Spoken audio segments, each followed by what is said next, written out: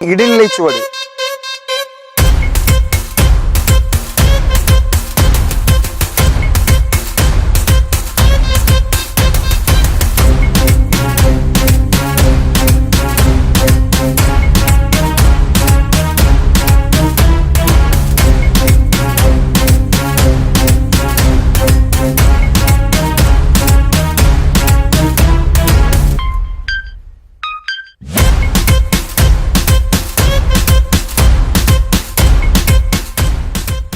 இடைநிலை சுவடு. நான் முன்னாடியே சொல்லியிருப்பேன், இடி அப்படின்னா பஞ்ச், அதாவது குத்து பண்றது அப்படின்னு அர்த்தம்.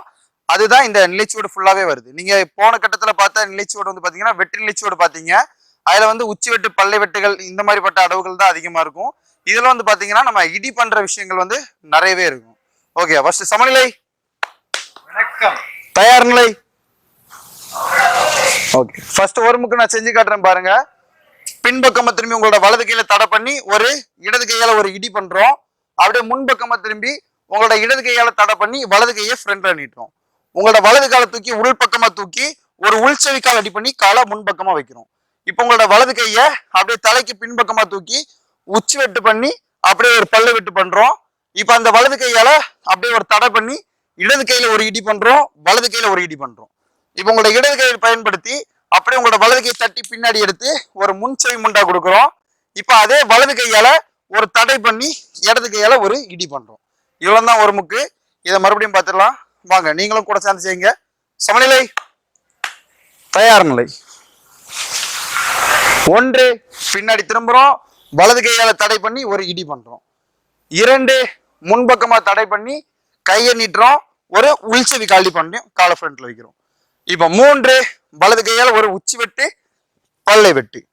நான்கு, வலது கையில தடை பண்ணி இடது கையில ஒரு இடி பண்றோம், வலது கையில ஒரு இடி பண்றோம். இப்ப ஐந்து, இடது கையால தட்டி ஒரு முன்செவி முண்டா கொடுக்குறோம். ஆறு, வலது கையால தடை பண்றோம், இடது கையில ஒரு இடி பண்றோம். இந்த 6 கவுண்டிங் நம்ம திரும்ப திரும்ப பண்ண போறோம். வாங்க, தயார் நிலை. ஒன்று, இரண்டு, மூன்று, நான்கு, ஐந்து, ஆறு. சமநிலை. வணக்கம். தயார் நிலை. மறுபடியும் ஒன்று, இரண்டு, மூன்று, நான்கு, ஐந்து, ஆறு. சமநிலை. சமநிலை. தயார் நிலை. ஒன்று, இரண்டு, மூன்று, நான்கு, ஐந்து, ஆறு. சமநிலை. தயார் நிலை.